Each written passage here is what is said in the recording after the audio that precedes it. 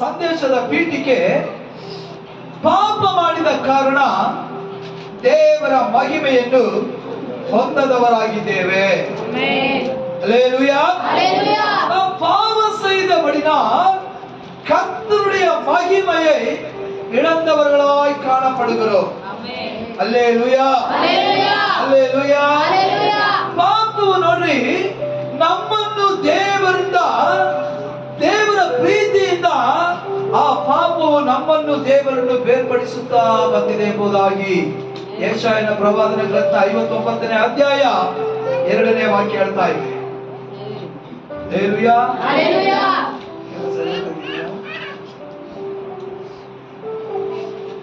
ಆದಿಕಾಂಡದಲ್ಲಿ ನೋಡುವಾಗ ಆದಾಮನು ದೇವರ ಮಹಿಮೆಯಲ್ಲಿ ತುಂಬಲ್ಪಟ್ಟವನಾಗಿದ್ದ. ಆದಾಮನಿಗೆ ದೇವರು ಸೃಷ್ಟಿ ಮಾಡಿ ಯಾವ ಕೆಲಸವನ್ನು ಕೊಟ್ಟಿಲ್ಲ. ತೋಟವನ್ನು ಸುಂದರವಾಗಿ ಸೃಷ್ಟಿ ಮಾಡಿ ಅದರಲ್ಲಿ ವಿಧ ವಿಧವಾದಂತಹ ಹಣ್ಣುಗಳನ್ನು ಕೊಟ್ಟು ಅದನ್ನ ಹೇಳ್ತದೆ, ಇದನ್ನು ತಿಂದು ನೀವು ಅಭಿವೃದ್ಧಿಯಾಗಿರಿ. Hallelujah, hallelujah. ಯಾವಾಗ ಕೆಲಸ ಕೊಟ್ಟರು? ಕೀರ್ತನೆಯಲ್ಲಿ ಕೇಳಿದ್ರಲ್ಲ, ಯಾವಾಗ ಕೆಲಸ ಕೊಟ್ಟರು? ಪಾಪ ಮಾಡಿದ ಮೇಲೆ ಮನುಷ್ಯದ ನೀನು ನಿನ್ನ ಬೆವರು ಭೂಮಿಗೆ ಬೀಳುವ ಹಾಗೆ ದುಡಿದು ಬಿತ್ತನೆ ಹಾಕಿ ಅದರಿಂದ ಬಂದದ್ದನ್ನು ನೀನು ತಿನ್ನಬೇಕೆಂಬುದಾಗಿ ದೇವರು ನಮಗೆ ಶಾಪವನ್ನು ಕೊಟ್ಟು, ದೇವರ ಮಹಿಮೆಯಲ್ಲಿರುವಾಗ ಆದಾಮನು ಯಾವ ಕೆಲಸವನ್ನು ಮಾಡಿಲ್ಲ. ಪಾಪದಿಂದ ಮಹಿಮೆ ಕಳೆದುಕೊಂಡ ಮೇಲೆ ದೇವರು ಕೊಟ್ಟ ಶಾಪ ಇವತ್ತು ಭೂಮಿ ಮೇಲೆ ನಮ್ಮ ಬೆವರು ಸುರಿಬೇಕು. Hallelujah, hallelujah. ಎಲ್ಲರೂ ಪಾಪ ಮಾಡಿ, ನಾವೆಲ್ಲರೂ ಕೂಡ ಪಾಪ ಮಾಡಿ ದೇವರ ಮಹಿಮೆಯನ್ನು ಕಳೆದುಕೊಂಡ ಕಾರಣ ಇವತ್ತು ಪಾಪವೆಂಬುದು ನಮಗೂ ದೇವರಿಗಿರುವಂತ ಐಕ್ಯತೆಯನ್ನು, ನಮಗೂ ದೇವರಿಗಿರುವಂತ ಆ ಪ್ರೀತಿಯನ್ನು, ನಮಗೂ ದೇವರಿಗಿರುವಂತ ಒಂದು ಸಂಬಂಧವನ್ನು ಪಾಪ ಏನ್ ಮಾಡಿದೆ? ಬೇರ್ಪಡಿಸಿದೆ. Hallelujah, hallelujah. ಇವತ್ತು ನಮ್ಮ ಪಾಪ ದೇವರಿಗೆ ವಿರೋಧವಾಗಿ, ನಮ್ಮ ಅಕ್ರಮವು ದೇವರ ಮುಂದೆ ಒಂದು ತೆರೆಯಾಗಿ ನಿಲ್ಲುವ ಕಾರಣ ನಾವು ದೇವರನ್ನ ನೋಡಕ್ಕಾಗ್ತಾ ಇಲ್ಲ, ದೇವರು ನಮ್ಮನ್ನ ನೋಡಕ್ಕಾಗ್ತಾ ಇಲ್ಲ. ಕಾರಣ ನಾವು ಮಾಡಿದಂತ ಅಕ್ರಮಗಳು. ದೇವರ ಪ್ರೀತಿಯಿಂದ ನಮ್ಮನ್ನು ಪೌಲನು ಹೇಳ್ತಾನೆ, ಯಾರು ದೇವರ ಪ್ರೀತಿಯಿಂದ ನನ್ನನ್ನು ಅಗಲಿಸಲು ಸಾಧ್ಯ? ಹಣನ, ಆಸ್ತಿನ, ಅಂತಸ್ತ, ವ್ಯಾಧಿನ, ವ್ಯಾಕುಲವ, ಜನರ, ಯಾರಿಂದಲೂ ದೇವರಿಗೂ ನನಗಿರುವಂತ ಪ್ರೀತಿಯಿಂದ ಯಾರಿಂದಲೂ ನನ್ನನ್ನು ಅಗಲಿಸಲು ಸಾಧ್ಯವಿಲ್ಲ. ನಿಮ್ಮ ಮುಂದೆ ಒಂದು ಕಾರ್ಯವನ್ನು ಕುರಿತು ನಾನು ಮಾತಾಡ್ತೇನೆ. ಪಾಪದ ದುರಾವಸ್ಥೆಯಿಂದ ನಾವು ಬಿಡುಗಡೆ ಹೊಂದಬೇಕು. ಹಲ್ಲೆಲೂಯಾ. ಪಾಪದಿಂದ ಅಡಿಮೆತನದಿಂದ ನಾವು ಬಿಡುಗಡೆಯಾಗಬೇಕು. ಪಾಪದಿಂದ ಬಿಡುಗಡೆ ಹೊಂದಬೇಕು. Amen, hallelujah. ಸಲ ನಾನು ಹೇಳಿದ ಹಾಗೆ, ಈಗ ಮುಂಚೆ ನಾನು ಹೇಳಿದ ಹಾಗೆ, ಯಾವ ಕಾರ್ಯವು ನಮಗೂ ದೇವರಿಗೂ ಒಂದು ಸಂಬಂಧವನ್ನು ಬೇರ್ಪಡಿಸುತ್ತದೋ ಅವೆಲ್ಲವೂ ಕೂಡ ಪಾಪ ಎಂಬುದಾಗಿ ನಾನು ನಿಮಗೆ ಹೇಳಿದೆ. ಹಲ್ಲೆಲೂಯಾ. எந்த காரியம் நமக்கும் ஆண்டவருக்கும் ஒரு பிரிவினை உண்டு பண்ணதோ அதெல்லாம் பாவம். அல்லேலூயா. அப்ப அந்த பாவத்தின் அடிப்படையில் சில காரியங்களை நம்ம பார்க்க போறோம். ಆ ಪಾಪದ ಕೆಳಗೆ ಯಾವುದೆಲ್ಲ ಪಾಪ ಎಂಬುದನ್ನು ಕುರಿತು ಕೆಲವು ಕಾರ್ಯಗಳು, ಸುಮಾರು ಒಂದು 50, 60, 70 ಕಾರ್ಯಗಳಿದೆ. ನಾನು ಈ ದಿನದಲ್ಲಿ ನಿಮ್ಮ ಒಂದು 4-5 ಕಾರ್ಯವನ್ನು ಮಾತಾಡಿ ಮತ್ತೆ ನಾನು ಬರುವ ವಾರದಲ್ಲಿ ಮುಂದೆ ಹೋಗ್ತೇನೆ. ಇಲ್ಲಿ ಆ ಒಂದು ಬೇರ್ಪಡಿಸುವಂತ ಪಾಪ ಯಾವುದು? ನಾವು ಈಗ ಹೇಳುವಂತ ವಾಕ್ಯವನ್ನು ಗಮನಿಸಿರಿ. ಒಂದನೇ ಕಾರ್ಯ, ದೇವರ ಕಟ್ಟಳೆಗೆ ಎದುರಾಗಿ ನಡೆಯುವಂಥದ್ದು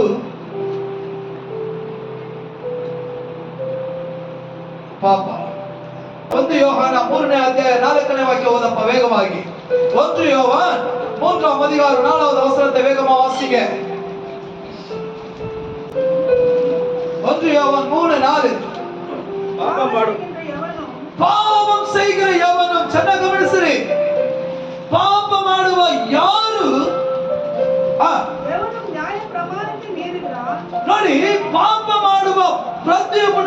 ನ್ಯಾಯ ಪ್ರಮಾಣವನ್ನು ಮೀರ್ತಾನೆ, ನ್ಯಾಯ ಪ್ರಮಾಣತೆ ಮೀರುವಿರಾ? ನ್ಯಾಯ ಪ್ರಮಾಣತೆ ಮೀರುವುದೇ ಪಾಪ. ಹಲ್ಲೆಲೂಯಾ. ಓದಪ್ಪ ವಾಕ್ಯನ. ಪಾಪ ಮಾಡುವ ಪ್ರತಿಯೊಬ್ಬನು ಅಧರ್ಮವನ್ನು ಮಾಡುವವನಾಗಿ, ಅಧರ್ಮವನ್ನು ಪಾಪ ಮಾಡುವ ಪ್ರತಿಯೊಬ್ಬನು, ಪಾಪಕ್ಕೆ ಪಾಪ ಮಾಡುವ ಪ್ರತಿಯೊಬ್ಬನು ಕೂಡ ಅಧರ್ಮವನ್ನು ಮಾಡ್ತಾ ಇದ್ದಾನೆ. ಪಾಪವು ಅಧರ್ಮವೇ. ಪಾಪವು ಅವ ಮಾಡುವಂತ ಪಾಪವು, ಹಲ್ಲೆಲೂಯಾ ಹಲ್ಲೆಲೂಯಾ, ಪಾಪವೇ ನ್ಯಾಯ ಪ್ರಮಾಣತೆ ಮೀರುತ್ತದೆ. ಹಲ್ಲೆಲೂಯಾ. ದೇವರ ಕಟ್ಟಳೆ ಎನ್ನುವುದು ನಾವು ನಮ್ಮ ಈ ಲೋಕದಲ್ಲಿ ಯಾವ ರೀತಿ ಜೀವಿಸಬೇಕೆಂಬುದನ್ನು ದೇವರು ನೋಡ್ರಿ, ಈ 10 ಕಟ್ಟಳೆಯನ್ನು 2 ಕಟ್ಟಳೆಯಾಗಿ ಯೇಸು ಸ್ವಾಮಿ ಮಾರ್ಪಡಿಸಿದ್ದಾರೆ. ಒಂದು, ಪೂರ್ಣ ಮನಸ್ಸಿನಿಂದಲೂ ಪೂರ್ಣ ಆತ್ಮದಿಂದಲೂ ನನ್ನನ್ನು ಆರಾಧಿಸು. 2, ನಿನ್ನನ್ನು ಪ್ರೀತಿಸುವ ಹಾಗೆ ಪರರನ್ನು ಪ್ರೀತಿಸು.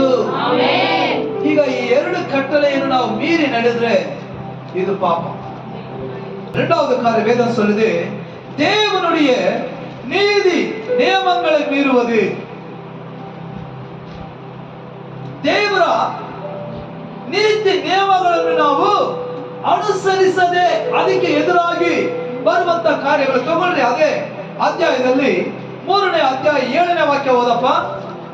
1 ಯೋಹಾನ 3:7. ಪ್ರಿಯರಾದ ಮಕ್ಕಳೇ, ನಿಮ್ಮನ್ನು ಸನ್ಮಾರ್ಗದಿಂದ ತಪ್ಪಿಸುವುದಕ್ಕೆ ಯಾರಿಗೂ ಅವಕಾಶ ಕೊಡಬೇಡಿರಿ. ನಿಮ್ಮನ್ನು ಸನ್ಮಾರ್ಗದಿಂದ ತಪ್ಪಿಸುವುದಕ್ಕೆ, ನಿಮ್ಮನ್ನು ಪಾಪಕ್ಕೆ ಸೆಳೆಯುವಂತ ಕಾರ್ಯಕ್ಕೆ ನಿಮ್ಮನ್ನು ಎಳೆಯುವುದಕ್ಕೆ ನೀವು ಯಾರಿಗೂ ಅವಕಾಶ ಕೊಡಬಾರದು. ಹಲ್ಲೆಲೂಯಾ. ಫಸ್ಟ್ ಯಾವ್ದು ಹೇಳಿದೆ ನಾನು? ಕಟ್ಟಳೆಯನ್ನು ಮೀರಿ ನಡೆಯುವುದು ಅಥವಾ ಕಟ್ಟಳೆಗೆ ಎದುರಾಗಿ ನಡೆಯುವುದು ಪಾಪ. ಎರಡನೇದಾಗಿ ದೇವರ ನೀತಿ ನಿಯಮಗಳು, ದೇವರ ಎಂಬುದಾಗಿ ಹೇಳಬೇಕು, ದೇವರ ನೀತಿ ನಿಯಮಗಳಿಗೆ ವಿರೋಧವಾಗಿ ನಡೆಯುವುದು ಪಾಪ. ಮೂರನೇದು, ದೇವರ ಪರಿಶುದ್ಧತ್ವಕ್ಕೆ ವಿರೋಧವಾಗಿ ನಡೆಯುವುದು ಪಾಪ. ಹಲ್ಲೆಲೂಯಾ.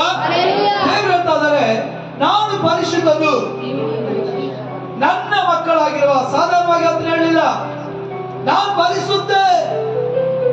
வான மண்டலத்தில் தேவதூதர்கள் இயேசு கிறிஸ்துவை 24 மணி நேரமும் பரிசுத்தர் பரிசுத்தர் பரிசுத்தர் என்று ஆராதிக்கிறார்.